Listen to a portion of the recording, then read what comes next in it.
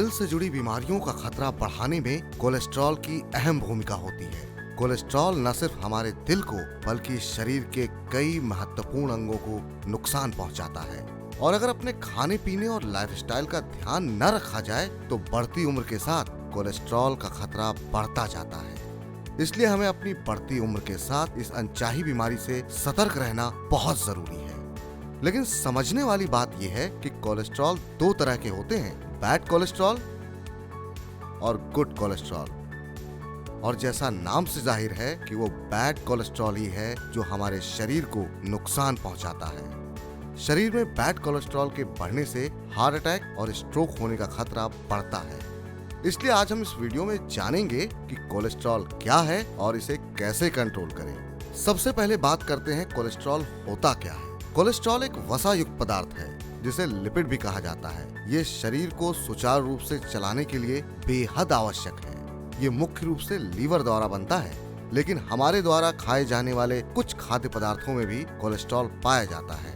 Meet, मछली और dairy products cholesterol के बढ़िया स्रोत हैं। कोलेस्ट्रॉल लिपोप्रोटीन्स नामक बायोकेमिकल की मदद से खून में मिलकर पूरे शरीर में फैलता है। जब शरीर में जरूरत से अधिक कोलेस्ट्रॉल स्टोर हो जाता है तब यह खून ले जाने वाली नलियों के पास जमने लगता है, जिससे ये छोटी और संकरी होने लगती हैं। कोलेस्ट्रॉल मुख्यतः दो तरह के होते हैं, पहला लो डेंसिटी लिपोप्रोटीन और दूसरा हाई डेंसिटी लिपोप्रोटीन। हम सबसे पहले बात करते हैं लो डेंसिटी लिपोप्रोटीन की, जिसे एलडीएल और आसान भाषा में बैड कोलेस्ट्रॉल के नाम से जाना जाता है।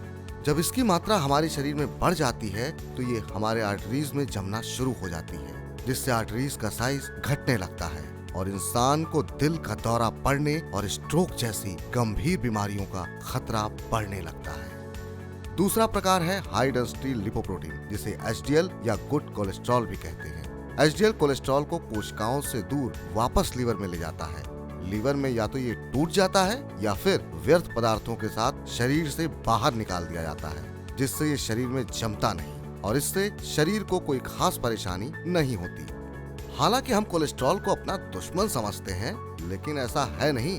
कोलेस्ट्रॉल हमारे शरीर के लिए बहुत जरूरी होता है। कोलेस्ट्रॉल हमारे शरीर की कोशिकाओं को बनाने का काम करता है। शरीर में हार्मोन्स को बनाने का काम भी कोलेस्ट्रॉल के पास है।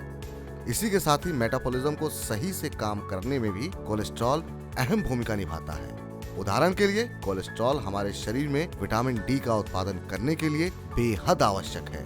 ये शरीर में पित्त एसिड को बनाने का काम भी करता है, जो शरीर में वसा को पचाने और महत्वपूर्ण पोषक तत्वों को एब्जॉर्ब करने में मदद करता है।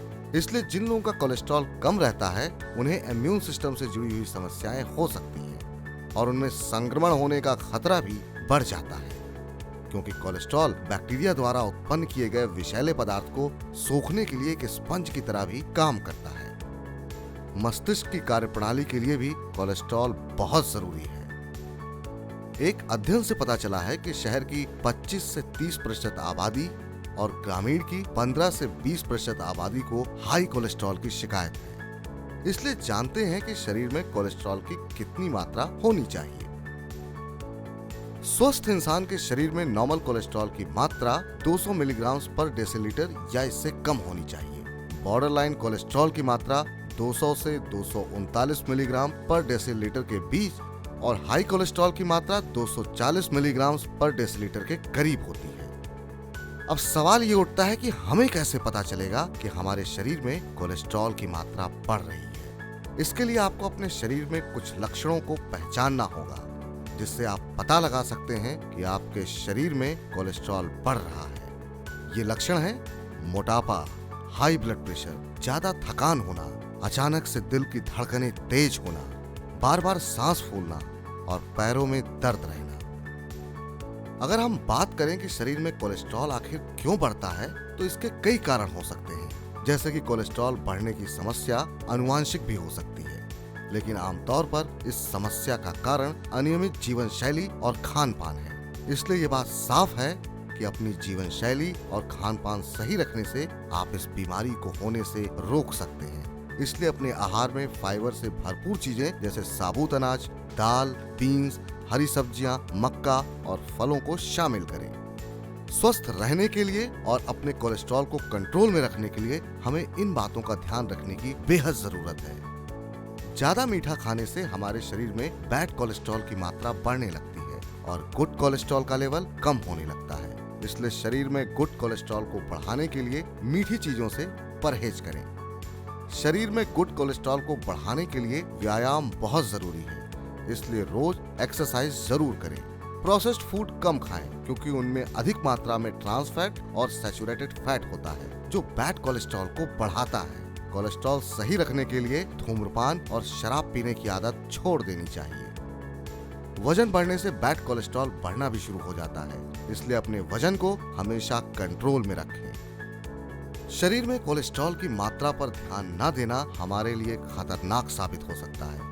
कोलेस्ट्रॉल का स्तर बढ़ने से खून गाढ़ा होने लगता है, आर्टरी ब्लॉक होने का खतरा रहता है और हार्ट अटैक की संभावना भी ज्यादा हो जाती है। इसी के साथ ही कोलेस्ट्रॉल बढ़ने से हृदय रोग, डायबिटीज, लीवर से जुड़ी बीमारियां, पीसीओएस और सोरासिस जैसी कई बीमारियां होने का खतरा भी बढ़ता है। इसलिए इन सभी बीमारियों से बचने के लिए हमें अपने शरीर में कोलेस्ट्रॉल की मात्रा को कंट्रोल में रखना चाहिए और नियमित रूप से कोलेस्ट्रॉल की जांच करवाते रहना चाहिए ताकि हम एक स्वस्थ और सेहतमंद जिंदगी जी सकें।